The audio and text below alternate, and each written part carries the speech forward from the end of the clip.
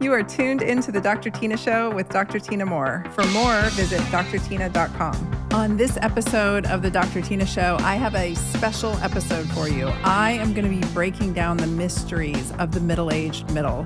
If you're a woman or even a man and you have hit middle age like I have, you know exactly what I'm talking about.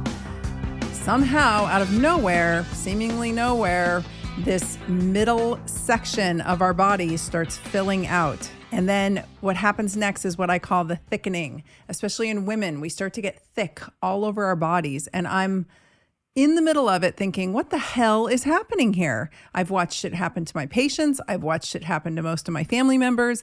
And then it started happening to me. And I have been knee deep in trying to understand exactly what was going on. And while I had a very good understanding of the physiology of it, I've recently come across a paper in my research, and it's titled Adipocyte Metabolism and Health After the Menopause, The Role of Exercise. And I immediately downloaded it so I could start reading it. And I will tell you, this paper from 2023 has essentially taken the most important parts of this conversation and put them all into one paper. So I'm going to go through the paper with you today, and we're going to break this down, and I'm going to explain the complicated parts in basic English because I'm very good at translating these things for y'all. And I want to make sure that every middle-aged woman who's experiencing this phenomenon understands exactly what's happening. So with that, let's jump in. So while I've marked up this chunk of paper pretty well, I'm going to actually be reading from my computer because I cannot see these tiny little fonts anymore, even with the best glasses. That's the other fun part about middle age, right?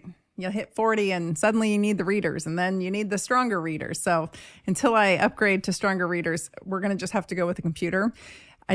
I don't know if you guys know this, but you can actually increase the font on your computer so that you can see better. So we're going to go through this paper kind of bit by bit, and I'm going to share with you some of the highlights. So the abstract of this paper reads, postmenopausal women represent an important target population in need of preventative cardiometabolic approaches. The loss of estrogen following the menopause eliminates protections against metabolic dysfunction, largely due to its role in the health and function of adipose tissue. In addition, some studies associate the menopause with reduced physical activity, which could be potentially exacerbating the deleterious cardiometabolic risk profile accompanying the menopause. Meanwhile, exercise has adipocyte-specific effects that may alleviate the adverse impact of estrogen loss through the menopausal transition period and beyond.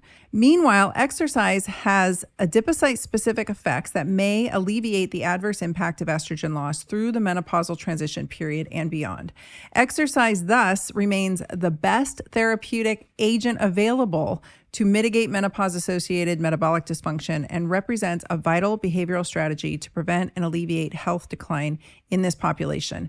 I've got two other things that I think are non-negotiable when it comes to menopause. Number one, obviously exercise, but the two others, estrogen replacement therapy, hormone replacement therapy in general, I think is non-negotiable. I have actually heard experts say they don't believe in it. I've had folks drop into my DM saying we don't need it. And I'm thinking y'all are nuts. Like, I think that's crazy talk. I cannot even comprehend why somebody would not want to put back, at least at physiologic doses, the hormones that are plummeting in our bodies as we age. Like, that's just the fast track to bone decline, cardiovascular decline, joint and musculoskeletal injuries, and arthritis. And definitely, I'm going to tell you what I tell my patients, especially my males. Without BHRT, I really think folks have one foot in the grave. If a man is going to try to go through aging without testosterone, like, they're going to develop type 2 diabetes. And the same is essentially true for women. Being thrust into menopause as our ovaries go offline is essentially, like, that is the fast track to having this metabolic dysfunction just either creep up or slam in. And then the third suggestion that I'm really leaning hard on, which I know some of you are going to scoff and you're probably sick of me talking about the fact that I think that this peptide is so incredibly miraculous, but I think that GLP-1s at low doses, microdoses, appropriate doses might be the middle-aged woman's BFF next to her estrogen. So something to consider here. I'm going to stand by this. We'll see how it plays out, but so far so good. And I really feel strongly that we need some help beyond lifestyle. Sometimes, not everyone, but sometimes we need a little bit of help beyond all the critical non-negotiable lifestyle changes that are part of living in the middle-aged world. Like, we're going to strength train. That is non-negotiable. We're going to eat protein. We're going to hit our macros. This is non-negotiable. Now, you can go with some of these experts' opinions on how to exercise, at what intensity. I realize that there's nuance out there. I come from a background where I took care of people with orthopedic issues. And sometimes we can't sprint. Sometimes we can't do sprint intervals. Sometimes we can't get up to those high intensities because we have hip or back or knee or some other joint issue happening to us. So I'm all about meeting folks where they're at. And this is where I think a little bit of GLP-1 might be helpful. Now, this is not medical advice. This is for educational purposes only. I'm telling you what I think clinically as a doctor who's taking care of who knows how many thousands of middle-aged women at this point. And usually I'm taking care of their joints, and usually there's some hormone replacement involved. And I've taken care of a whole lot of men too, probably more men than women, honestly, at some points in my career. So I've dealt with both. And guess who came in for regenerative joint injections? Middle-aged people. That's whose joints start going south. Why do they start going south? Because their hormones are plummeting. And what was being managed before by adequate hormonal levels is no longer being managed. And then you add to that the metabolic dysfunction. And as I've said before in previous episodes of this podcast, osteoporosis is diabetes of the bones and osteoarthritis is diabetes of the joints, in my very strong opinion. Now, they can be trauma-induced as well, but when that insulin sensitivity gets off and the leptin and all of those signaling peptide hormones inside the joint, we also have receptors for testosterone and estrogen in there. When those start going sideways, it turns into a bit of a hot mess. So anyway, we're going to go through this paper a bit more. Let's see. All righty. Maybe we'll just read my notes here. The menopausal transition period is associated with increased body weight and unfavorable changes in body composition and fat deposition. In addition to increased total body fat and adverse changes in fat mass distribution, loss of lean body mass and adipose tissue expansion and redistribution contribute to an increased risk of metabolic disease in aging women. Key metabolic changes that occur during this time include the development of central obesity and insulin resistance. Like, essentially, as your estrogen plummets, you are going to experience this. You are going to be walking down the pathway of metabolic dysfunction, which together contribute to a marked increase in the risk for metabolic syndrome, type 2 diabetes, and cardiovascular diseases amongst postmenopausal women.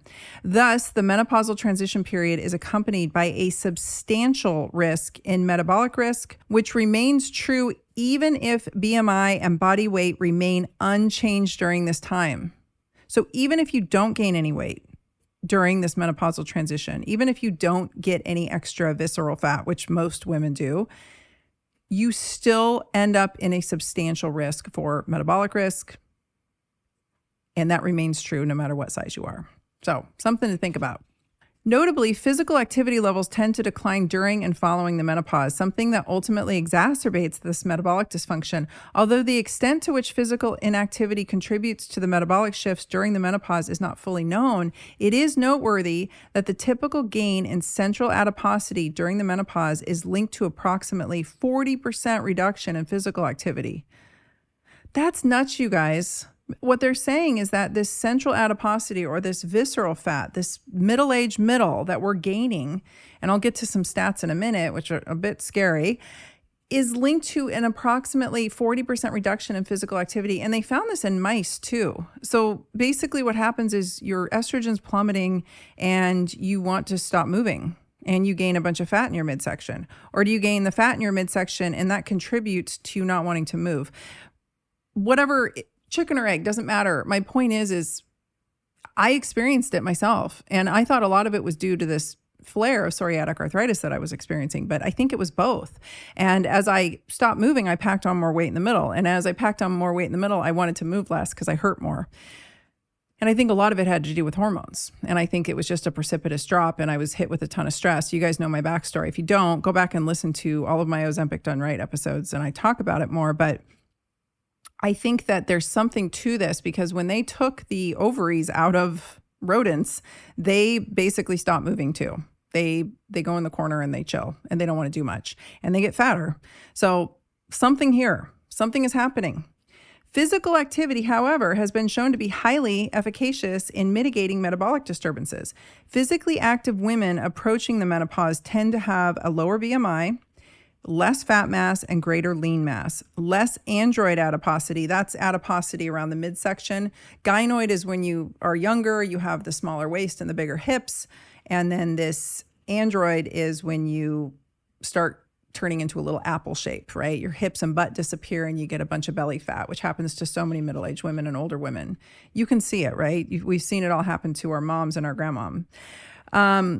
Anyway, when they're exercising, less android adiposity and higher bone mineral density in the femoral and spinal areas, and thus a lower risk of developing obesity and metabolic dysfunction during the menopause. The animal literature shows that rodents selectively bred for high fitness are protected against metabolic dysfunction when they have their ovaries removed, whereas those bred for low fitness are susceptible. Importantly, in both humans and rodents, increasing physical activity is an effective strategy to protect against metabolic dysfunction following ovarian hormone loss, and physical activity is therefore an imperative modifiable risk factor that may prevent or attenuate adverse metabolic changes during menopause. So we're going to talk about some of the details of this. Basically, all that's saying is if you go into this fit and active, you're going to do much better. And if you don't, you are going to be in a world of hurt and you are very at risk for metabolic dysfunction and cardiovascular disease and all the things that come with it. All right, so metabolic health impacts every bodily system and is predictive of many chronic diseases. You guys all know this if you've been following me. I've been talking, this is my whole platform. I talk about this. Whereas optimal metabolic health equates to maintaining healthy levels of blood sugar, blood pressure, triglycerides, and a healthy waist circumference. Metabolic syndrome is a combination of risk factors, which includes central obesity, insulin resistance, hypertension, and dyslipidemia. During the menopausal transition period, changes in body composition and regional fat depots contribute to an elevation of metabolic syndrome. So where your fat lays itself down starts to shift and change, like I described before, mostly in the midsection, which increases the risk of cardiovascular disease and other cardiometabolic diseases. Although younger adult women are protected against metabolic syndrome, this shifts following the menopause, as we see a higher prevalence of metabolic syndrome in older women compared to age-matched men. In fact, for every 1 millimole per liter increase in circulating triglycerides, there is a 76% increase in disease risk in older women. Yet only a 32% increased risk in cardiovascular disease in older men. So as our triglycerides go up, if you go get your blood drawn at your primary care physician, they're going to run your cholesterol and all of your other lipids, and you're going to get your triglycerides back as one of those general markers. And for every increase in circulating triglycerides, there's a 76% increase in disease risk. That's just nuts. They found that in adults aged 40 to 49 years old, presumably prior to the menopausal transition period in women, men had higher prevalence of metabolic syndrome compared to women and were nearly 1.5 times more likely to develop metabolic syndrome than their female counterparts. Mirroring this, premenopausal women tend to display a lower incidence of mortality and cardiovascular disease compared to age-matched males, while postmenopausal women experience the opposite and are more at risk compared to older males. So what's that saying is premenopausal women are more protected than men because men are shaped more like apples, right? But as soon as that shift happens and those ovaries go offline, women become significantly more at risk.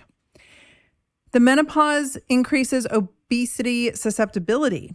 The risk of obesity increases drastically during the menopausal transition, as evidenced by a majority of women in the United States between ages 40 and 59 years of age who are considered overweight or obese. This is concerning because obesity is associated with a number of detrimental health outcomes, including insulin resistance, hyperglycemia, that's high blood sugars, hypertension, that's high blood pressure, hypercholesterolemia, which is high lipids, high cholesterol, type 2 diabetes, and cardiovascular disease. Among premenopausal women, estrogen levels associate inversely with obesity. So the higher the estrogen, the lower the obesity, which may be due to the ability of estrogen to limit the accumulation of adipose tissue. In addition, estrogen loss associates with dysregulation of energy balance, although it is still unclear which side of the energy balance equation, i.e. changes in energy intake, meaning calorie intake, or expenditure, is most responsible for weight accrued during the menopause. They looked at rodents and they found that estrogen-sufficient female rodents have consistently proven to be resistant to diet-induced obesity compared to males, yet this protection is lost following the removal of their ovaries. Some animal studies indicate that estrogen promotes both a decrease in food consumption and an increase in energy expenditure, thus creating a negative energy balance and decreasing the risk of weight gain and obesity. Basically, what happens when your estrogen plummets is your appetite increases. You actually get hungrier. And I've seen this time and time again with women where they're like, I'm so hungry. And they weren't before. They had a very easy time mitigating their appetites, and now they don't. And estrogen is important in that. And it's also important in just, even if you are eating calories, not gaining weight, not gaining fat. Estrogen's important there. Highlighting the potential importance of physical activity levels per se, one group of clinical studies tracked women as they progressed from the pre to the postmenopausal period, collecting dietary records, body composition data, and energy expenditure data annually. They found evidence that the menopause-associated metabolic dysfunction observed among these women was primarily attributed to a reduction in physical activity, even after adjusting for other factors such as diet. This work is strongly supported by the rodent literature, which consistently reveals that estrogen loss leads to reduced physical activity. Estrogen loss leads to reduced physical activity. And I know the bro science guys want to say, just work out more and eat less, move more and eat less. I get it, guys. I get it. I have been considered hyperactive my entire life. Hyperkinetic is what the doctors called me. I am a mover. I am a fidgeter. I'm a mover. I am constantly dancing. I'm constantly shaking and my buns and moving around. I get it. But when you have your estrogen plummet out on you, you don't want to move. And then the pain sets in. If there is pain on top of it, which there often is in the middle-aged person, there's also a propensity for our autoimmune conditions to flare or show up in middle age or be more pronounced. And so that cumulatively leads to people not even wanting to move, but the estrogen decline itself may very much have to do with it, is what I'm trying to get across here. That plummeting of estrogen may actually be a primary cause of not wanting to move. So yes, eat less and move more. That's part of the equation, but that sure isn't the whole equation. All right. Not only does menopause facilitate weight gain, which directly increases obesity susceptibility, it modifies the pattern of fat distribution. Premenopausal women and age-matched males exhibit different patterns of adipose storage, as males tend to store adipose tissue in the visceral abdominal region, while females, despite their overall higher body fat content, have primarily gynoid distribution and subcutaneous storage of adipose tissue. Gynoid is in the hips and butt. Ovarian estrogens promote peripheral fat storage in the gluteal and femoral subcutaneous region, so subcutaneous fat in the hips and butt, whereas androgens, which are testosterone, mainly bioavailable testosterone, stimulate visceral abdominal fat accumulation. This is irrespective of age, race, total fat mass, and other cardiovascular risk factors. The changes following the menopause, when adipose tissue distribution in women shifts and instead accumulates in the visceral abdominal region, coinciding with the increased risk of cardiometabolic diseases. The observed alteration in body composition is a critical determinant of cardiometabolic disorder risk following the menopause. We basically start packing it on our midsection and not in our butts and hips.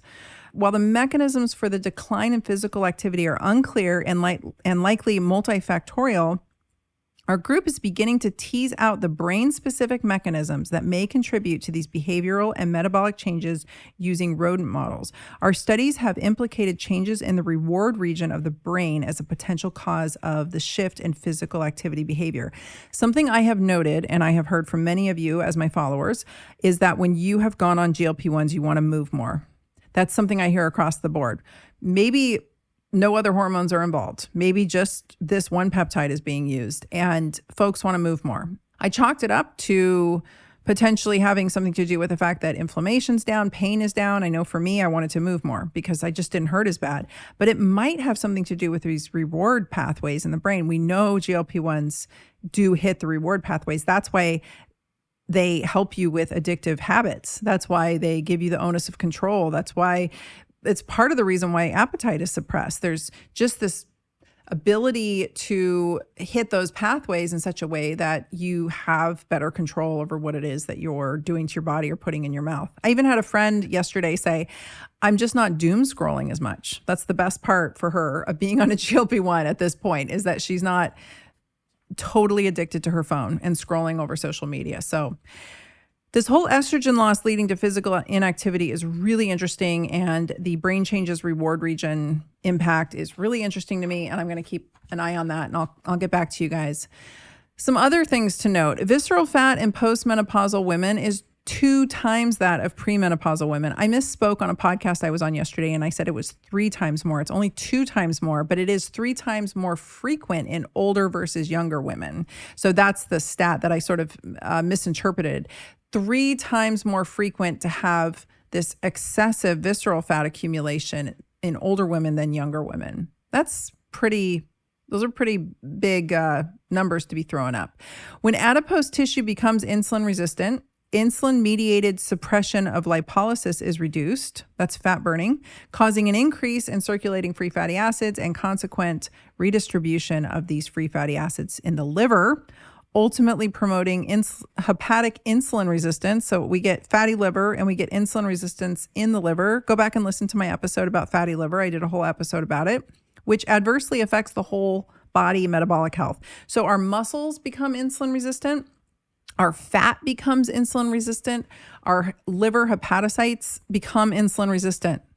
It's not just body-wide insulin resistance, like as this general term, like tissues as organ systems become insulin resistant. And when they get screwed up, everything gets screwed up. So there's more to this.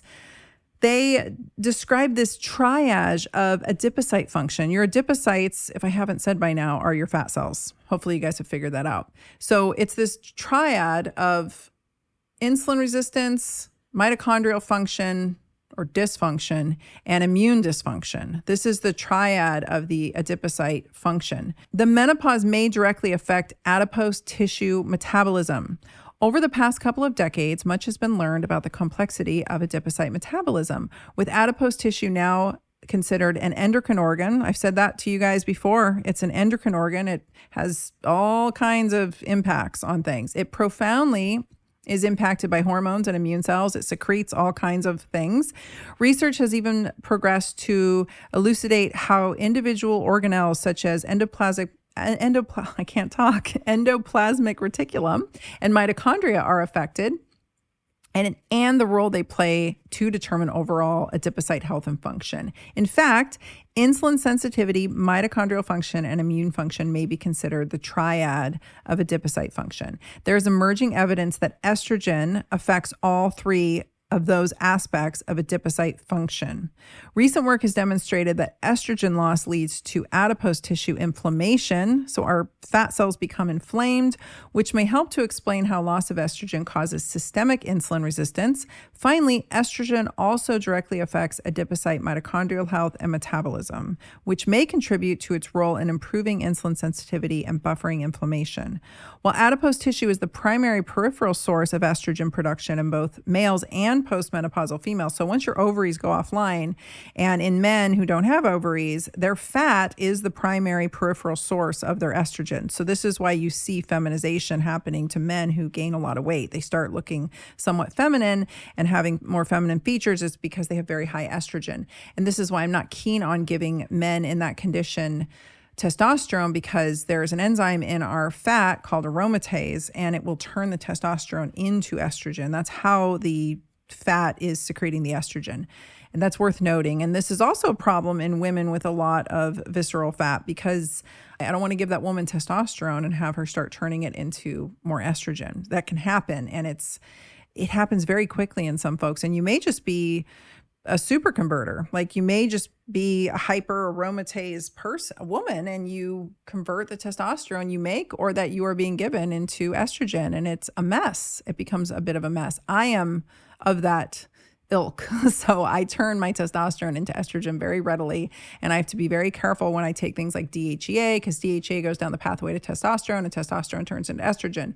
And that conversion can happen quite readily. And you think you're taking DHEA to like stoke your hormones, help with neurocognition.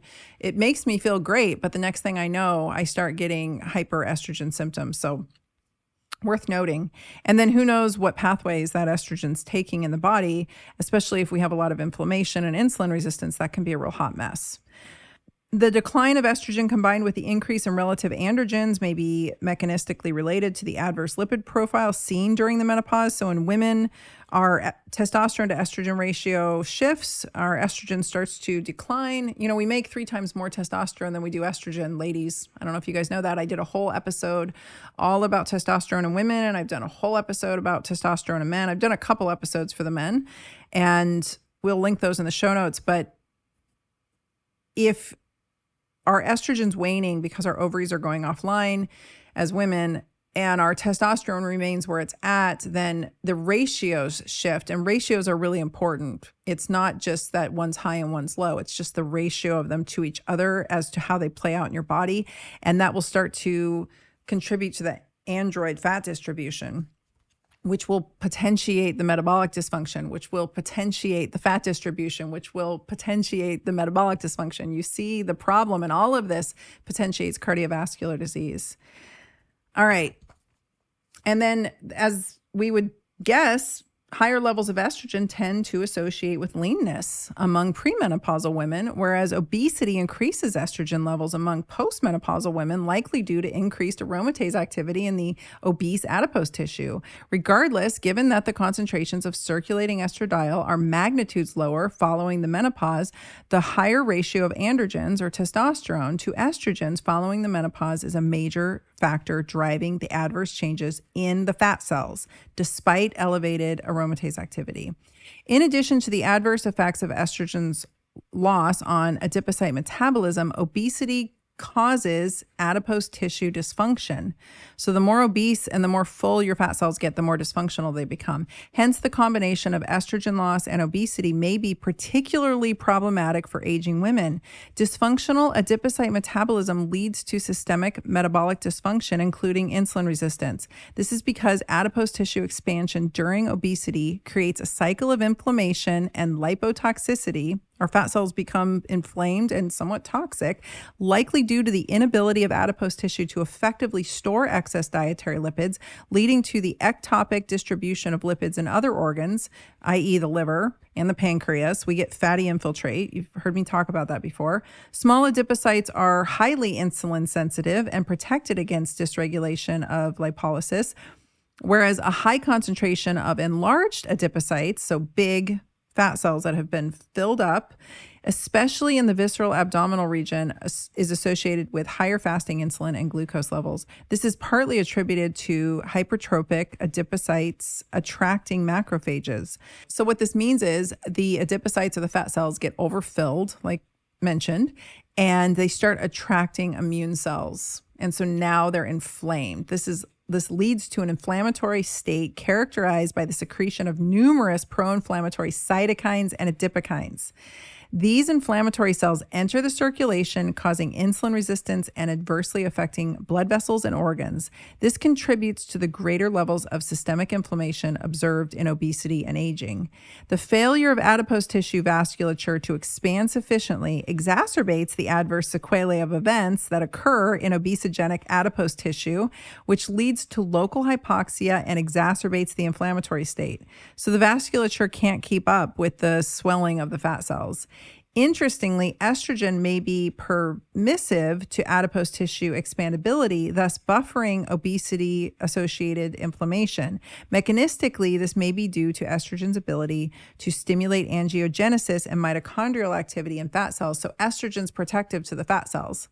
And then when the estrogen's gone, they don't have that protection anymore, and they get really inflamed and pissed off, and they don't get enough blood flow. And because they don't get enough blood flow, their oxygen is cut off, and now they can't burn. And so now they can't unfill, and it's a real mess. And the whole thing turns into a big insulin resistant dumpster fire. Notably, the adipose-derived inflammation following the removal of ovaries in this study in mice was the major predictor of insulin resistance, independent of total body fat. So just the inflammation of the adipocytes following the removal of the ovaries was the major predictor of insulin resistance, independent of total body fat.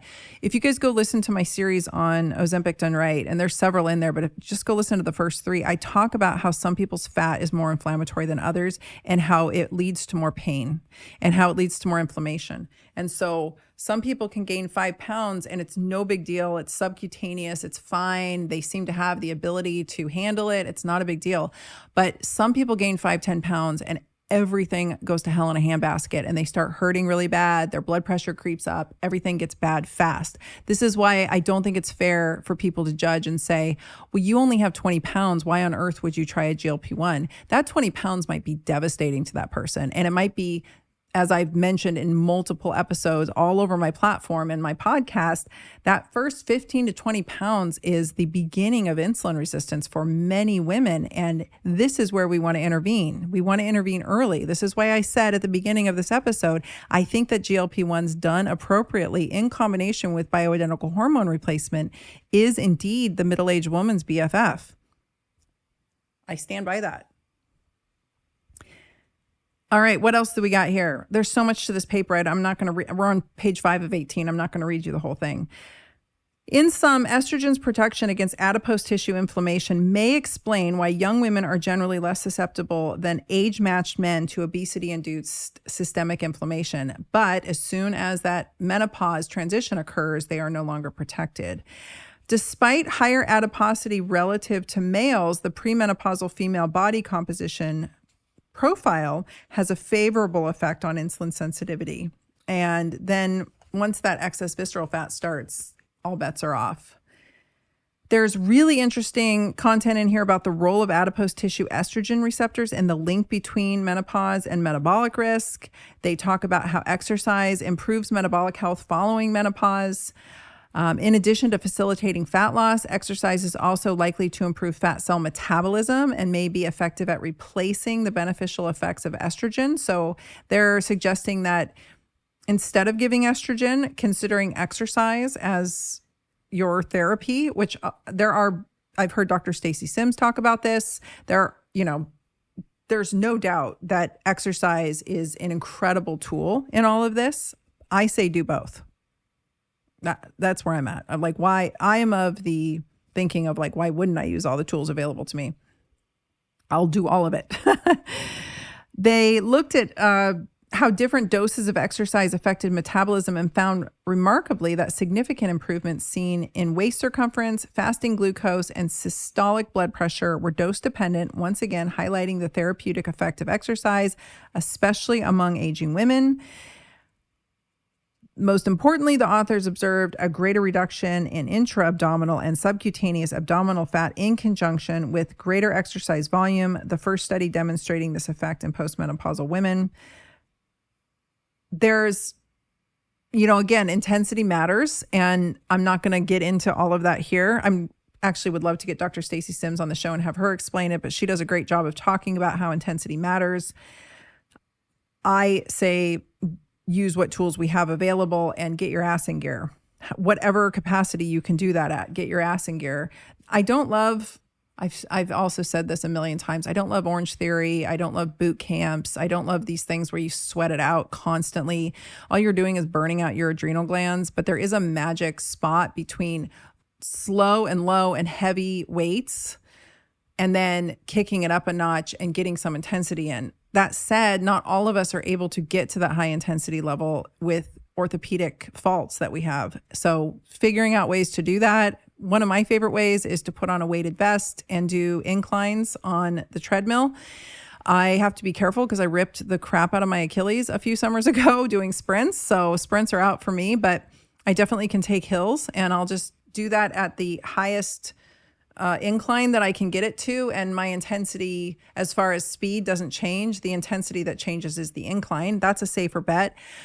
Rowing machines are sometimes a great option for folks where you can get a sprint interval in that way on the rower, although that's harder when you have hip issues. I don't love elliptical machines. I love stair steppers. I think that you can really set the tension on that to get some intensity there. So finding ways to get that intensity. Stacy Sims and others say do sprint intervals. I love that idea. I just don't think sprint intervals are available to everyone. They're not available to me anymore, and that really sucks. So I have to find ways to sort of mimic the sprint, if you will. All right, let's see.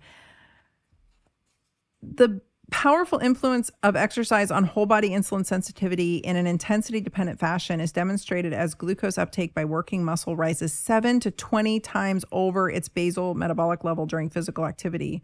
One study investigated the impact of aerobic exercise coupled with dietary restriction on hormonal, metabolic, and physiologic variables in postmenopausal women. The combination of exercise and diet produced significantly more beneficial effects than diet alone on a variety of outcomes. Improvements were seen in serum levels of sex hormones, insulin resistance, and depression scores compared to non-exercise control group. So even if you are utilizing bioidentical hormone replacement, you still have to exercise and you still have to lift heavy. You still have to build muscle and you still have to find a way to get some intensity in there. It really interesting. I'm really skipping over a lot here. You're going to want to go read this if you are a nerd like me. There's info on the effects of menopause in responsiveness to exercise and the role of the endoplasmic reticulum, which is part of our cellular structure. And they go into AMPK in here. I'll just summarize a bit. We need GLUT4 receptors on our cell to take in glucose, so it's not all out in the blood. And to do that, we need insulin being heard by the cell. Insulin resistance is essentially where, and I talk about this in depth inside my Ozempic Done Right University. I go all into this with schematics, but basically in a nutshell, we need insulin to bind the cell correctly, and we need the cell to hear it, which is not happening in insulin resistance, which most US adults are and most menopausal women are heading towards. And when that binds appropriately, the GLUT4 receptor can translocate out to the membrane of the cell. It can hear the glucose, receive it, bring it into the cell to be utilized as fuel. That's an insulin-dependent pathway. There are insulin-independent pathways that happen with exercise and with caloric restriction. You get these insulin-independent pathways where we get GLUT4 activity, taking in glucose. So we need both. That's why another reason why exercise is so critical. And another reason that maybe utilizing GLP-1s might be favorable, because having some caloric restriction in your life is not a bad thing because of this reason, amongst many others. Intermittent fasting can also be helpful, depending. I'm not a huge fan of going prolonged periods of during the fast, but 12, 13 hours, very reasonable to do. Stop eating a couple hours before bed and wake up and have breakfast. Protein, preferably. Let's see. They talked about strength training, which is where I want to talk about a bit here, and then we'll try to wrap this up. A study investigating the association of resistance training exercise frequency and volume with changes in body composition among postmenopausal women found that resistance training was successful at preventing weight gain and deleterious changes in body composition. The authors determined that training frequency was significantly and inversely associated with changes in body weight, adiposity, and truncal fat, a marker of visceral fat. This was true even after adjusting for age, years on hormone therapy, changes in lean soft tissue, baseline body composition, and baseline habitual exercise. We must lift weights. This is non-negotiable. Exercise and estrogen therapy may synergize to improve metabolism in this population. One study determined the effects of resistance training with or without transdermal estrogen therapy on adipose tissue mass and the metabolic risk profile in early postmenopausal women. Here, untrained postmenopausal women, so women who were not used to training, were allocated to supervised resistance training with a placebo or with the estrogen therapy for 12 weeks. Body composition, metabolic health-related blood markers, body fat percentage, adipocyte cell size, and lipogenic markers in subcutaneous adipose tissue from the abdominal and femoral regions were assessed. While resistance training improved those outcomes, the estrogen therapy group unexpectedly experienced a lesser reduction in total and visceral adiposity compared to the placebo group. However, the estrogen therapy group improved their metabolic blood profile as indicated by reduced low-density lipoprotein, glucose, and hemoglobin A1C. I wanted to mention this because I don't think that 12 weeks is long enough to even assess this. And they were probably not being given any progesterone, which I think you need to have on board when you take estrogen. So I don't want anyone to look at that part and be like, oh, it makes things worse. Not necessarily. I think that that's unfair to determine at 12 weeks. When I put somebody on estrogen therapy, the first 90 days is just really the very beginning of the trial. It takes me 6 to 9 months to really dial this in, hopefully sooner. The more lean they are and the more metabolically optimized they are, the easier this is. So if they come in fit and ready and training, it's much easier, especially if there's less adipose tissue on their body, it's much easier to apply estrogen and figure out what's going to go, which way and how it's going to go for them. But when you have an untrained person, so I don't know what kind of adipose these women were rocking. I just don't think this is they're not giving it a fair shake. There's really interesting information here around high intensity interval training. Really quite remarkable. I kind of alluded to that. Overall, the data displayed an anti-inflammatory effect of HIIT, high intensity interval training, along with fitness and body composition improvements. Whether the anti-inflammatory effect was a direct consequence of training or the result of other physiological improvements was undetermined.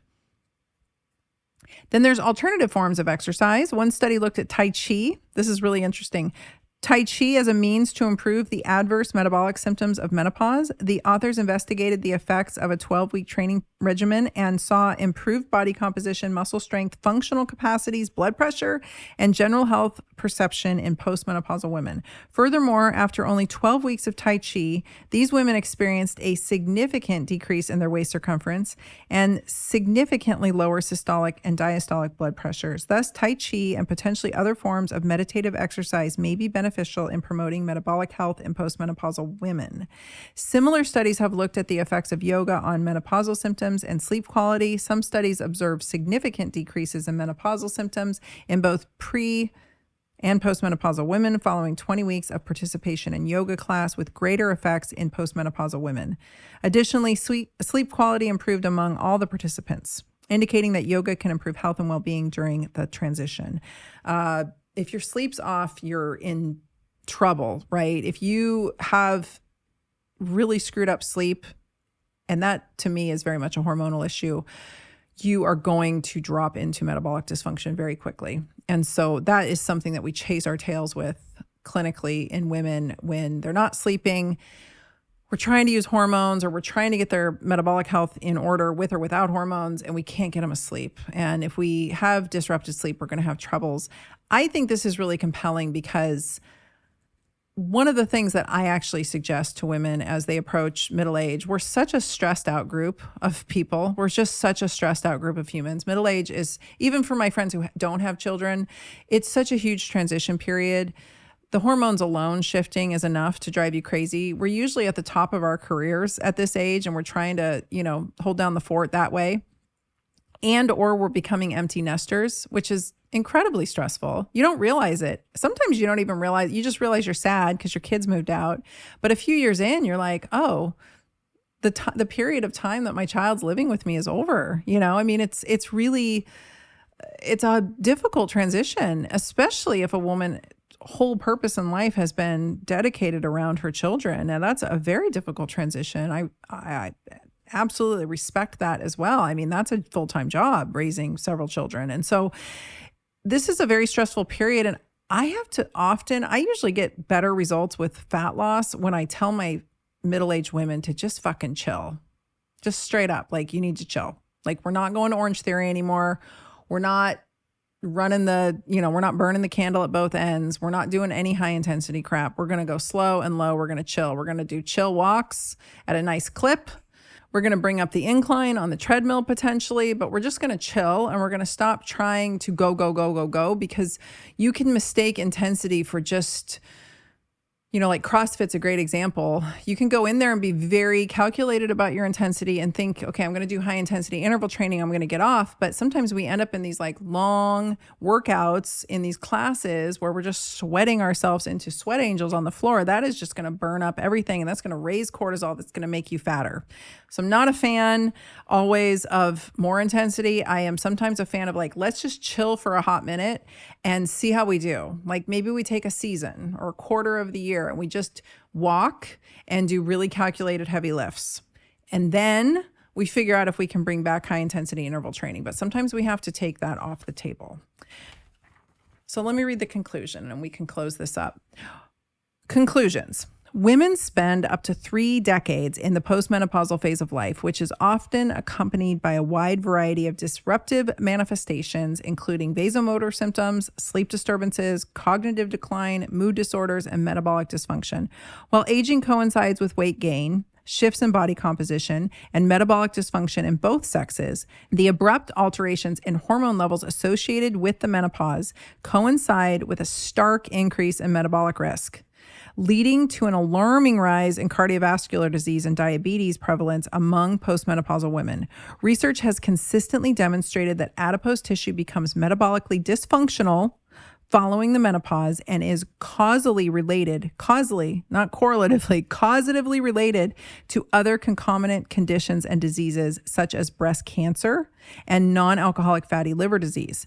Irrespective of whether this increased cardiometabolic risk is more heavily driven by behavioral changes or hormonal shifts, human and rodent data alike provide clear indications that both exercise training and adopting or maintaining healthy dietary patterns following the menopause are essential in mitigating visceral fat accumulation and preserving metabolic health. Thus, preventing weight gain and adipocyte metabolic dysfunction during the menopause is crucial, and exercise is currently the best tool available.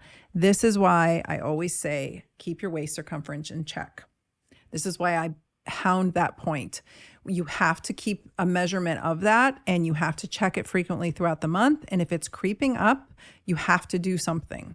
And I don't have all the answers simplified in a basic algorithm, but I'm telling you, I feel incredibly strongly, personally, clinically, professionally, having seen so many women go through this and helping them through it. I wish when I was running my big ship of a clinic, I had GLP-1s to utilize. I had figured out this microdosing strategy at the time.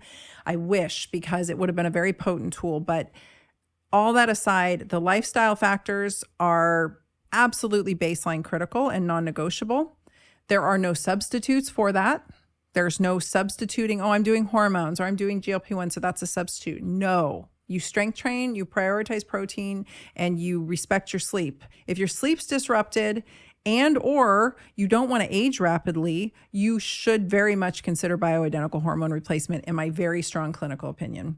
And added to that, if still needed, I think GLP-1s done appropriately in the strategy that I did not create low-dose GLP-1 usage, but I definitely have not found anyone when I've asked many clinicians, when they say they're microdosing, I say, how are you microdosing? And they say, oh, I'm using it this way. They're just low dosing.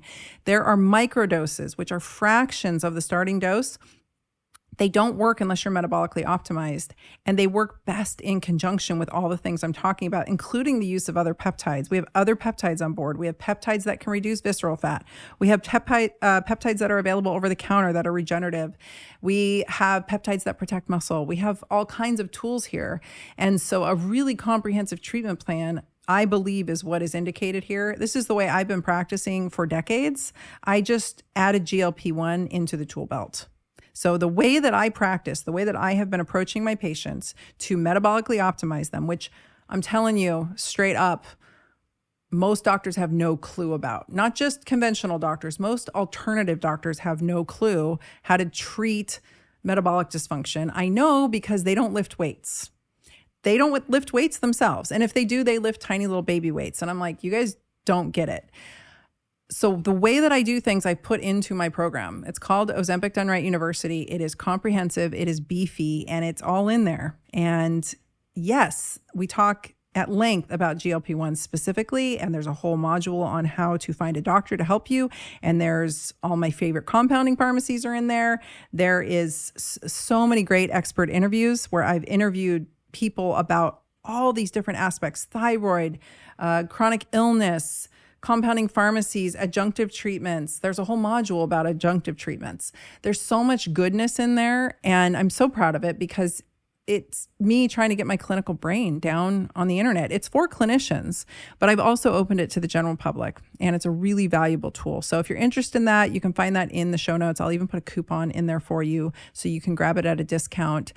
People are loving it, and we've got several hundred people in there right now. Half of them are clinicians, and they're all on a list. If they want to add themselves, they can add themselves to this list. And so the students in that program can see who inside the course, the other students are actually health professionals. So they also might be health coaches or nutritional therapists or just people who can help in the journey.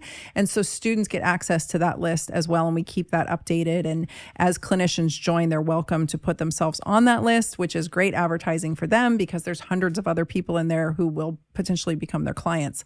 So it's a really great program that I'm very proud of. And I'm hoping to address this issue head on because I'm living it.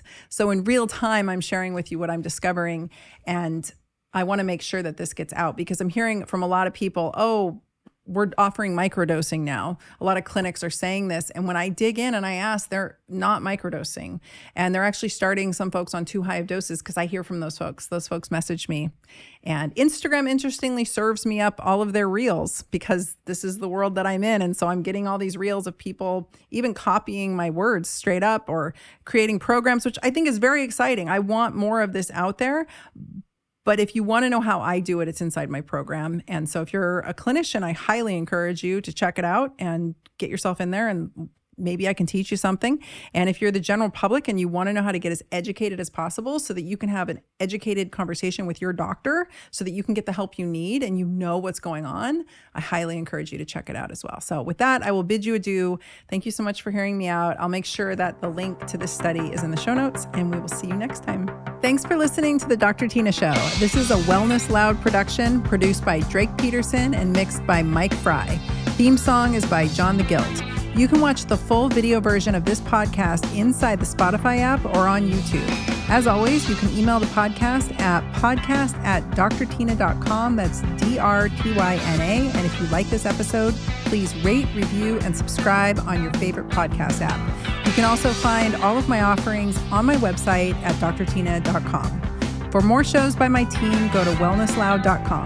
See you next time, and thanks for listening. This podcast is for general informational purposes only. It does not constitute the practices of medicine, nursing, or other professional healthcare services, including the giving of medical advice. I am a doctor, but I am not your doctor. No doctor-patient relationship is formed. The use of this information and the materials linked to this podcast is at the user's own risk. The content on this podcast is intended not to be a substitute for professional medical advice, diagnosis, or treatment.